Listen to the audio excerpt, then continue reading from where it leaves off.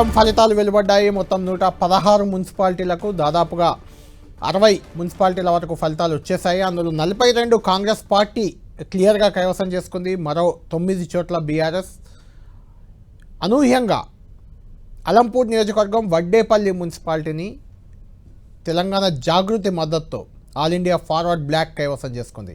సింహం గుర్తుపై మొత్తం 10 వార్డులు అక్కడ ఉంటే 8 మంది సింహం గుర్తుపై విజయం సాధించారు. మరొక 2 మాత్రమే, ఒకరు కాంగ్రెస్ నుంచి ఒకరు బీఆర్ఎస్ నుంచి గెలిచారు. క్లియర్ కట్గా ఆ మున్సిపాలిటీపై ఆల్ ఇండియా ఫార్వర్డ్ బ్లాక్ జెండా ఎగరబోతుంది.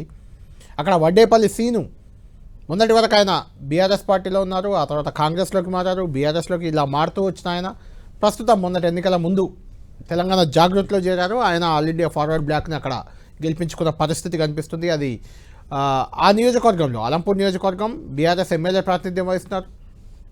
అక్కడ బీఆర్ఎస్ ఎమ్మెల్సీ ఉన్నారు కీలక నేతగా. ఉన్నప్పటికీ అక్కడ ఒక మున్సిపాలిటీ బీఆర్ఎస్ కోల్పోయింది. మిగిలిన 2 మున్సిపాలిటీల్లో హవా చాటింది. అయితే ఆ ఒక్క మున్సిపాలిటీ మాత్రం కోల్పోయింది. అక్కడ కీలక నేత, కాంగ్రెస్ పార్టీలో చాలా కీలక నేత, జాతీయ నేత ఆయన సంపత్ కుమార్ అక్కడి నుంచి ప్రాతినిధ్యం గతంలో వహించారు. ఇప్పుడు ఆయన ఇన్ఛార్జిగా ఉన్నారు. ఆ నియోజకవర్గంలో ఆయన ప్రభావం ఏం కనిపించలేదు. సంపత్ కుమార్ ప్రభావం లేకుండా పోయింది అక్కడ. ఇది తెలంగాణ ఎన్నికల్లో జరుగుతున్న ట్రెండ్. కార్పొరేషన్ ఎన్నికలకు సంబంధించి ఇంకా క్లారిటీ రావాల్సింది. 7 కార్పొరేషన్ల ఎన్నికలు ఇంకా క్లారిటీ రావట్లేదు, ఫలితాలు బయటకు రాలేదు. ఖచ్చితంగా అది కొంత లేట్ అయ్యే అవకాశం ఉంది. మున్సిపాలిటీలు అన్నీ అయిపోయిన తర్వాత అప్పుడు కార్పొరేషన్ల ఫలితాలు వచ్చే అవకాశం కనిపిస్తుంది. మాతో పాటు డిబేట్లో జాయిన్ అవుతున్నారు కాంగ్రెస్ పార్టీ నుంచి ఆ పార్టీ మీడియా కమిటీ చైర్మన్ సామ రామ్మోహన్ రెడ్డి గారు, అదేవిధంగా బీఆర్ఎస్ నుంచి కంటిన్యూ అవుతున్నారు రాకేష్ గారు. మీ ఇద్దరికంటే ముందు తెలంగాణలో ఒక సంచలన విజయం సాధించారు. వడ్డేపల్లి మున్సిపాలిటీలో శ్రీనివాస్ అక్కడ విజయం సాధించారు. తెలంగాణ జాగృతి తరఫున అయినప్పటికీ ఆయన సొంతంగా 10 మందిని నిలబెట్టుకొని అక్కడ గెలుచుకున్న పరిస్థితి కనిపిస్తుంది. మనకు ఫోన్ లైన్లో అందుబాటులో ఉన్నారు. శ్రీను గారితో మాట్లాడదాం. శ్రీను గారు, మీరు ఇప్పుడు తెలంగాణ జాగృతి నాయకులా లేకుంటే ఆల్ ఇండియా ఫార్వర్డ్ బ్లాక్ నాయకులా పక్కన పెడితే జాగృతి లేదు, ఆల్ ఇండియా ఫార్వర్డ్ బ్లాకే. Right, All India forward Block నాయకులు. ఇప్పుడు మీకు ముందుగా అభినందనలు. ఎందుకంటే తెలంగాణ యావత్తు కాంగ్రెస్ కొన్ని గెలిచింది, ఆ తర్వాత బీఆర్ఎస్ కొన్ని గెలుచుకుంది, బీజేపీ ఒక్కటి కూడా మున్సిపాలిటీలో బోని కొట్టలేదు. కానీ మీరు ఏకంగా 10 వార్డులకు అలంపూర్ నియోజకవర్గం బీఆర్ఎస్ ఎమ్మెల్యే ప్రాతినిధ్యం వహిస్తున్నారు. చెల్లా వెంకటరామరెడ్డి అక్కడ ఎమ్మెల్సీగా ఉన్నారు, బీఆర్ఎస్ నుంచి కీలక నాయకుడు. వాళ్ళందరినీ ఢీకొట్టి మీరు ఇండిపెండెంట్గా ఒక రకంగా స్వతంత్రంగా పోరాటం చేసి 10 మందిని నిలబెట్టుకొని 8 మందిని గెలిపించుకున్నారు. ఖచ్చితంగా మీకు అభినందనలు. ఈ విజయానికి కారణం ఏంటి, మీ వ్యూహం ఏంటి, మీ ఫ్యూచర్ ప్లాన్ ఏంటి, మీ గోల్ ఏంటి, కొంచెం చెప్పండి మాకు. ఫ్యూచర్ ప్లాన్ ప్రజల అభిప్రాయమే మా అభిప్రాయం. ప్రజల ఆశీస్సులు మాకు బాగున్నాయి. ప్రజలు ఎట్లా నడమంటే అట్లా నడుపుతాం మేము. అంటే శ్రీను గారు, మీరు గతంలో కాంగ్రెస్ లో ఉన్నారు, బీఆర్ఎస్ లో ఉన్నారు. ఎన్నికల ముందు జాగృతిలో చేరారా మీరు? ఎన్నికల ముందు జాగృతిలో చేరారు. తెలుగుదేశంలో కూడా ఉన్నా. తెలుగుదేశంలో కూడా ఉన్నారు. ఎన్నికలకు ముందు మొన్న జాగృతిలో చేరారు కదా కవిత సమక్షంలో. జాగృతిలో చేరలేదా మీరు? అయితే జాగృతిలో చేరారని మాకు సమాచారం వచ్చింది, అందుకని అడుగుతున్నాం మిమ్మల్ని. లేదు, ఆల్ ఇండియా ఫార్వర్డ్ బ్లాకే. క్లియర్ గా మీరు ఆల్ ఇండియా ఫార్వర్డ్ బ్లాక్. అది తెలంగాణ జాగృతికి సంబంధం లేదు మొత్తానికి, అంతేనా? లేదు, తెలంగాణ జాగృతికి సంబంధమే లేదు. రైట్. ఒక్క నిమిషం ఆయనతో మాట్లాడారు. ఆయన కూడా ఫార్వర్డ్ బ్లాక్ లో గెలిచింది. రైట్, ఫార్వర్డ్ బ్లాక్ గతంలో కూడా గెలిచారు కదా అక్కడ. ఓకేనా శ్రీనివాస్ గారు, ఒక్క నిమిషం. ఓకే నిమిషం. ఇప్పుడు ఆల్ ఇండియా ఫార్వర్డ్ బ్లాక్ నుంచే మీరు ఆ పార్టీని అక్కడ బలోపేతం చేసే దిశగానే ముందుకెళ్తారా? ఇక ప్రజల అభిప్రాయం మేరకు మేము ఎలా ఉంటే అలా నడుచుకుంటాము. అంటే ఈ విజయానికి కారణం ఏమనుకుంటున్నారు మరి? అంటే కాంగ్రెస్ బీఆర్ఎస్ కి కాదని మీకు ఎందుకు ఓటేశారు? మేము ఇండిపెండెంట్ అప్పటి నుంచి కూడా నా సొంత ఇదితోనే ప్రజాభిప్రాయంతోనే నిలబడుకుంటూ వచ్చిన. పార్టీలు వేరేనా, అధికారంలో ఉన్న పార్టీకి ఎప్పుడు ప్రతిపక్షంలోనే ఉన్నా నేను. ఇప్పుడు కూడా కాంగ్రెస్ వైపు వెళ్ళారు అని చెప్పలేను. Right, okay, thank you very much. Right, మొత్తానికి ఒక క్లారిటీ వచ్చింది. అంటే ఇప్పటి వరకు తెలంగాణ జాగృతి మద్దతు, ఆల్ ఇండియా ఫార్వర్డ్ బ్లాక్ అనుకుంటూ వచ్చాం. కానీ తెలంగాణ జాగృతికి ఎలాంటి సంబంధం లేదు వడ్డేపల్లి మున్సిపాలిటీతో. కేవలం ఆల్ ఇండియా ఫార్వర్డ్ బ్లాక్ ఆయన వడ్డేపల్లి సీను ఆయన సొంతంగా గెలుచుకున్న సీట్ అది. కాబట్టి జాగృతి బోని కొట్టలేదు. ఇప్పటి వరకు వ్యూవర్స్ కూడా గమనించాలి, తెలంగాణ జాగృతి బోని కొట్టిందని అనుకుంటూ వచ్చాం. ఎందుకంటే ఆల్ ఇండియా ఫార్వర్డ్ బ్లాక్ జాగృతి 2 మద్దతుతో కలిసి పనిచేశాయని. అది అక్కడ గెలిపించుకున్న 8 మందిని గెలిపించుకున్న శ్రీనివాస్ గారు క్లియర్గా చెప్తున్నారు.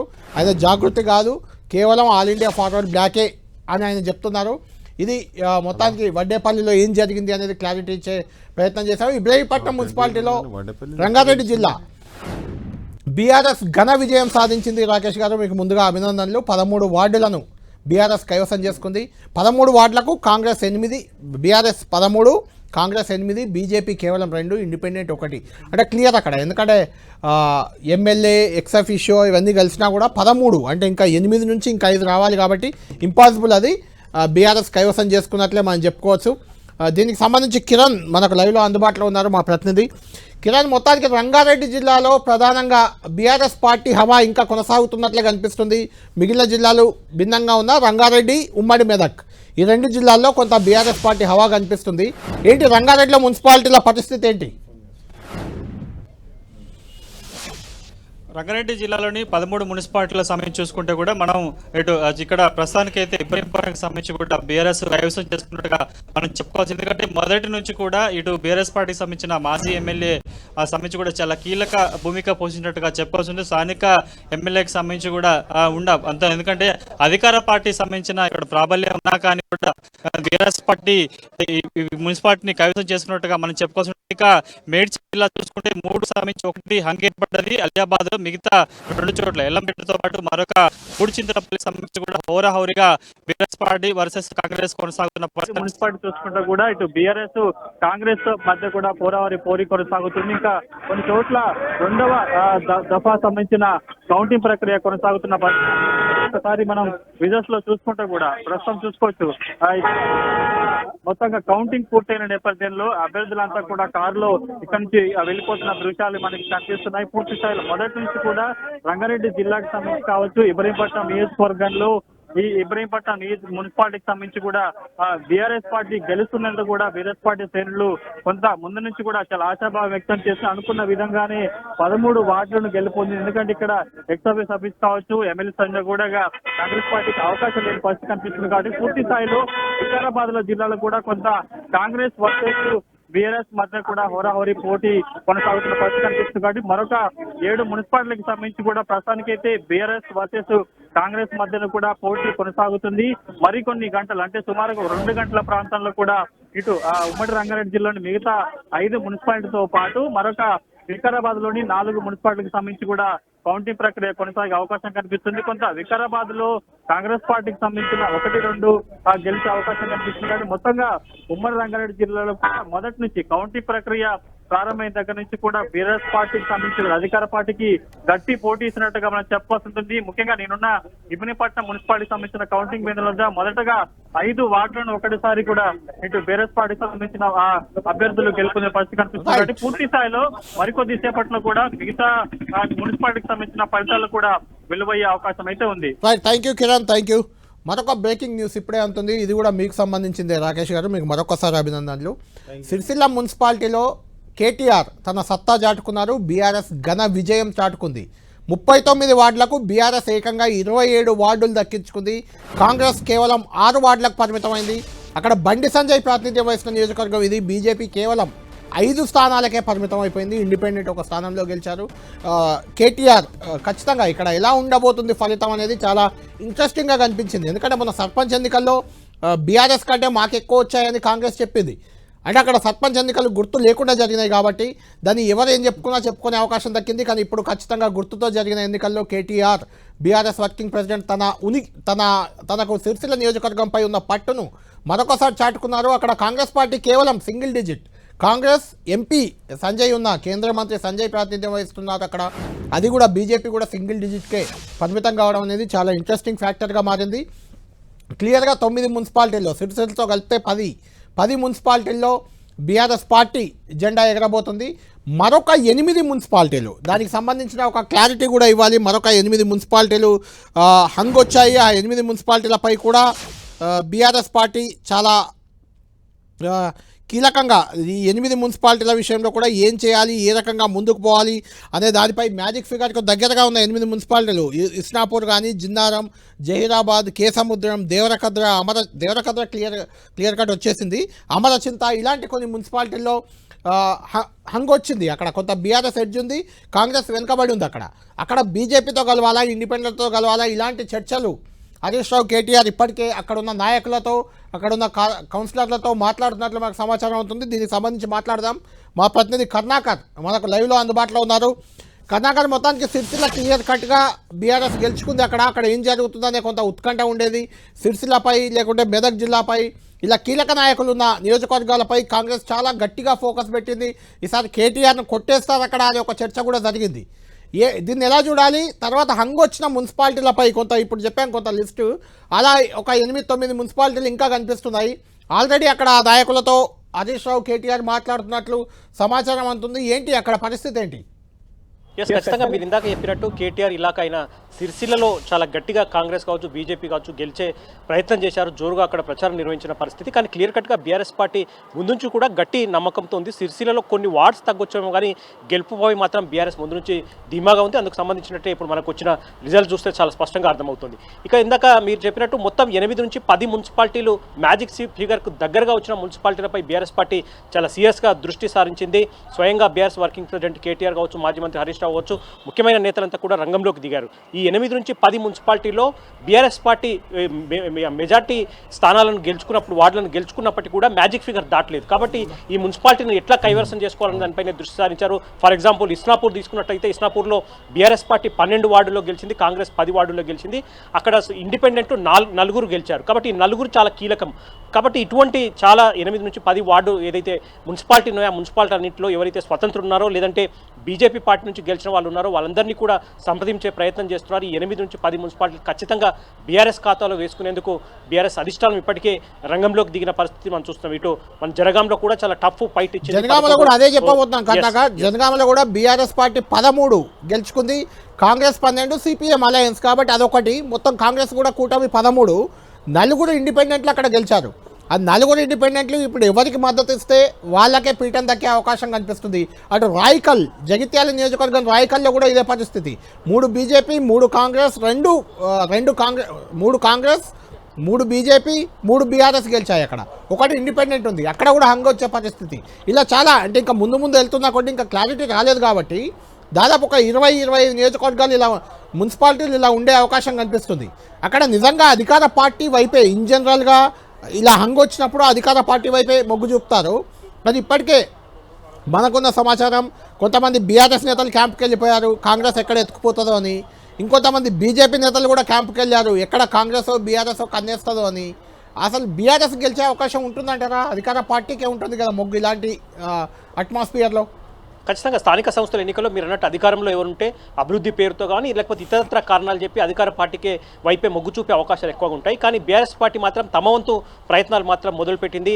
దాదాపు 8 నుంచి 10 మున్సిపాలిటీలో బీఆర్ఎస్ పార్టీ కొంత అవకాశం ఉంది. ఎందుకంటే అధికార కాంగ్రెస్ పార్టీ కంటే 1-2 వార్డులు ఎక్కువ గెలిచిన సందర్భాలు ఎక్కడైతున్నాయో ఆ మున్సిపాలిటీలపైనే బీఆర్ఎస్ ప్రత్యేకంగా దృష్టి సారించింది. కేటీఆర్, హరీష్ రావు ఇప్పటికే రంగంలోకి దిగారు. క్యాంపు రాజకీయాలు ఇప్పటికే మొదలయ్యాయి. ఎక్కడైతే బీఆర్ఎస్ పార్టీకి కొంత ప్రయత్నం చేస్తే స్వతంత్రులు కావచ్చు, బీజేపీ పార్టీ నుంచి బీఆర్ఎస్ పార్టీ వైపు వచ్చే అవకాశం ఉంది. అక్కడ మున్సిపాలిటీ చైర్మన్లను మనం గెలుచుకునే అవకాశం ఉంది. అనుకున్న మున్సిపాలిటీలపై ప్రత్యేకంగా దృష్టి పెట్టారు. ఇప్పటికే ప్రత్యేకంగా బస్సులు ఏర్పాటు చేశారు. ముందైతే గెలిచిన అభ్యర్థులందరినీ కూడా బస్సుల్లో క్యాంపులకు తరలిస్తున్న పరిస్థితిని మనం చూస్తున్నాం. ఇక మిగతా స్వతంత్రులు కావచ్చు, బీజేపీ నుంచి వచ్చే వాళ్ళు ఎవరైతే ఉన్నారో వాళ్ళందరితో సంప్రదింపులు, రాయబేరాలు జరుపుతున్న పరిస్థితిని మనం చూస్తున్నాం. Thank you Karnakar. ముఖ్యంగా జనగామ వెళ్దాం. జనగామ చాలా కీలకమైన మున్సిపాలిటీ. ఎందుకంటే అక్కడ బీఆర్ఎస్ ఎమ్మెల్యే పల్లా రాజేశ్వర రెడ్డి ప్రాతినిధ్యం వహిస్తున్నారు. కాంగ్రెస్ పార్టీ నుంచి ఎంపీ చామల కిరణ్ కుమార్ రెడ్డి అక్కడ ప్రాతినిధ్యం వహిస్తున్నారు. మొత్తం అక్కడే మకాం వేసి చామల కిరణ్ వ్యూహాత్మకంగా పనిచేసినప్పటికీ జనగామపై బీఆర్ఎస్ పట్టు సాధించింది. కాంగ్రెస్ కంటే ఒక సీట్ ఎక్కువ గెలుచుకుంది. బీఆర్ఎస్ పార్టీకి 13 వస్తే కాంగ్రెస్కి 12 వచ్చాయి. సిపిఎం ఒక కౌన్సిలర్ని గెలుచుకుంది. మిగిలిన 4 ఇండిపెండెంట్లు. వాళ్ళు ఎవరి వైపు ఉంటే ఇప్పుడు వాళ్ళే అక్కడ మున్సిపల్ పీఠం కైవసం చేసుకునే అవకాశం ఉంది. ఆ 4 ఇండిపెండెంట్ల మద్దతు కీలకం కాబోతుంది. మా ప్రతినిధి కేకే ఉన్నారు అక్కడ. జనగామలో ఏం జరుగుతుంది, ఏం జరగబోతుంది, ఒకసారి కేకేతో మాట్లాడదాం.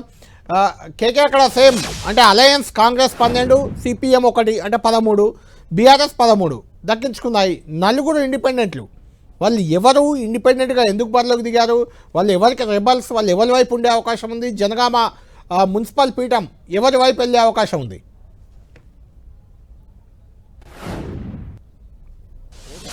కళ్యాణ్, ఉమ్మడి వరంగల్ జిల్లాలో ఉన్నటువంటి 12 మున్సిపాలిటీ లోపల చాలా ఆసక్తికరమైనటువంటి ఫలితాలు వెలువడాయి.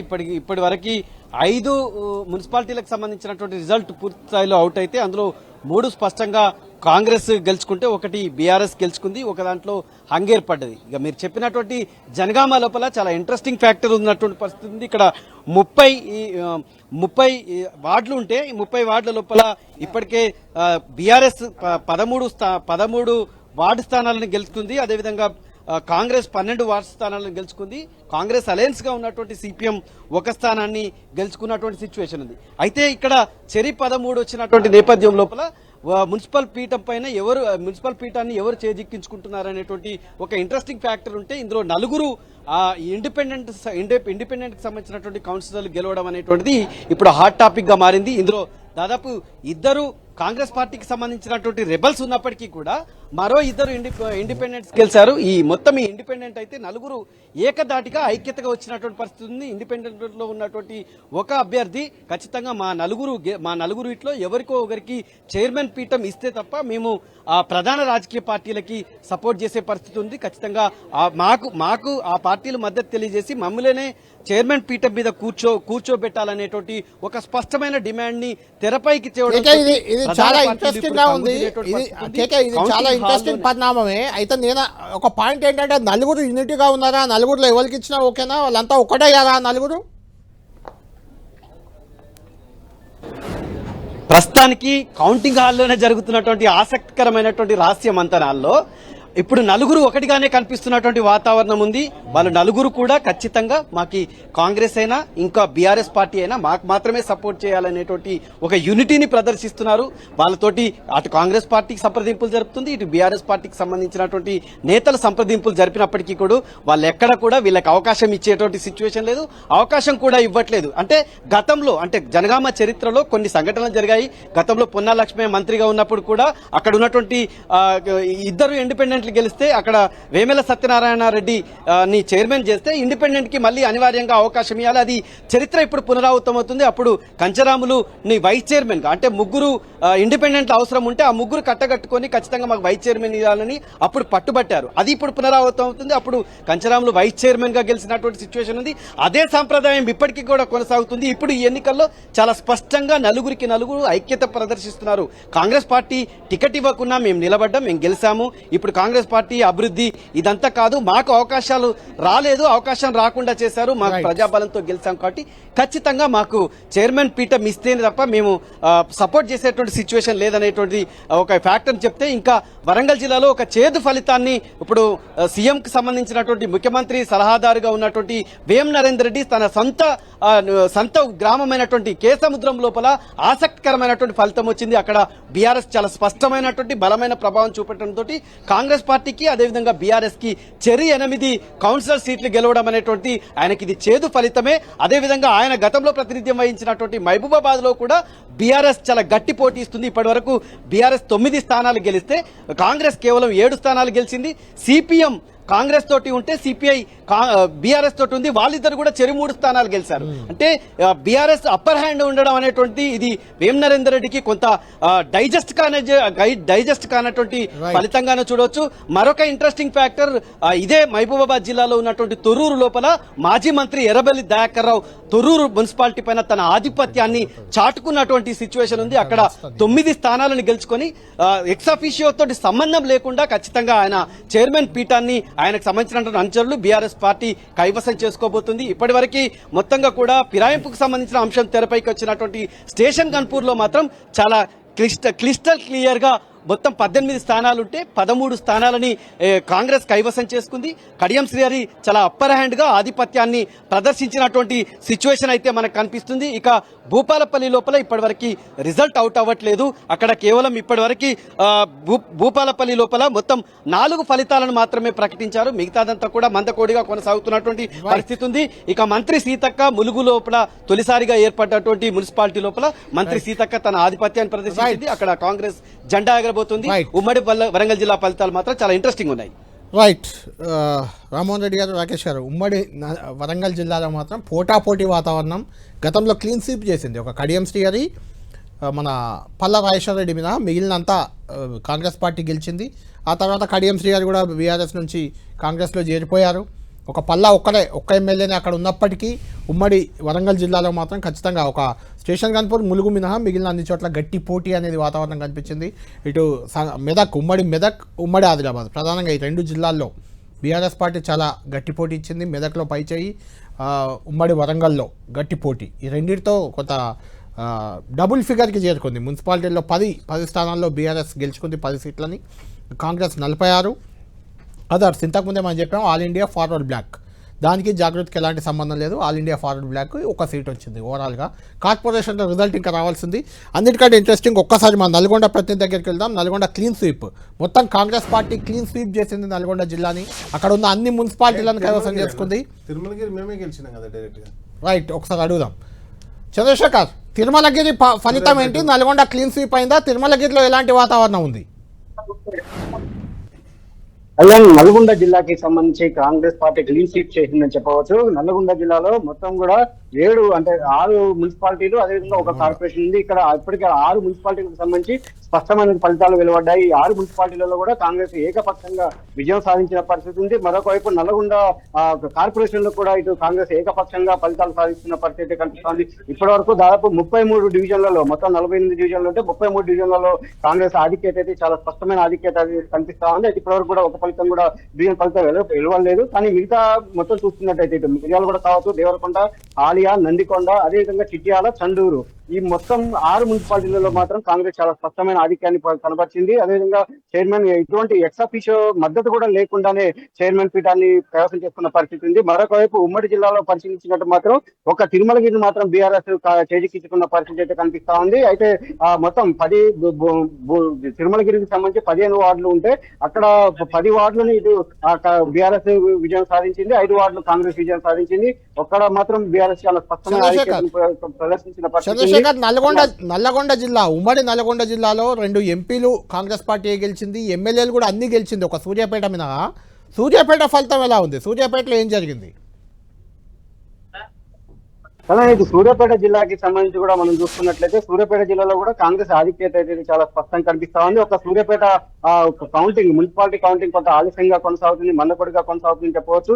ఇప్పటికొచ్చిన ఫలితాలు చూస్తే మాత్రం ఇటు కాంగ్రెస్ ఆధిక్యత కనిపిస్తా ఉంది. కానీ మిగతా పరంగా అంటే సూర్యాపేట జిల్లాలో ఒక తిరుమలగిరి మినహా మిగతా ఇటు కోదాడ కావచ్చు, హుజూర్ నగర్ కావచ్చు, అదేవిధంగా నేరేడుచర్ల కావచ్చు, చాలా స్పష్టంగా మొత్తం 5 మున్సిపాలిటీలు, సూర్యాపేట, తిరుమలగిరి, అదేవిధంగా నేరేడుచర్ల, కోదాడ, ఇటు హుజూర్ నగర్ 5 మున్సిపాలిటీలు ఉంటే 5 మున్సిపాలిటీలలో ఒక తిరుమలగిరి మీద మిగతా అన్ని చోట్ల కూడా కాంగ్రెస్ ఆధిక్యత కనిపిస్తా ఉంది. ఇప్పటికిటు హుజూర్ నగర్, నేరేడుచర్ల, కోదాడ చాలా దాదాపు క్లారిటీ వచ్చేసింది. ఇప్పటికిటు అధిక స్థానాలు అంటే మ్యాజిక్ ఫిగర్ ను దాటి కూడా కాంగ్రెస్ వార్డులు గెలిచిన నేపథ్యంలో అక్కడ చాలా స్పష్టంగా గెలిచిన పరిస్థితి ఉంది. అయితే ఉమ్మడి జిల్లాలో 2 ఆసక్తికర పరిణామాలు చోటు చేసుకున్నాయని చెప్పవచ్చు. చిట్యాలలో మొదటి వార్డు నుంచి ట్రాన్స్జెండర్ అశ్విని పోటీ చేశారు. ఆమె ఇండిపెండెంట్ గా పోటీ చేసి ఆమె విజయం సాధించారు. మరొక వైపు జనసేన, తెలంగాణలోని జనసేన తొలి బోని కొట్టినటువంటి గుర్తింపు ఇటు నేరేడుచర్ల మున్సిపాలిటీలో అక్కడ సీటు గెలిచి జనసేన బోని కొట్టిన పరిస్థితి ఇక్కడ కనిపిస్తా ఉంది. Kalyan, right, thank you Chandrasekhar.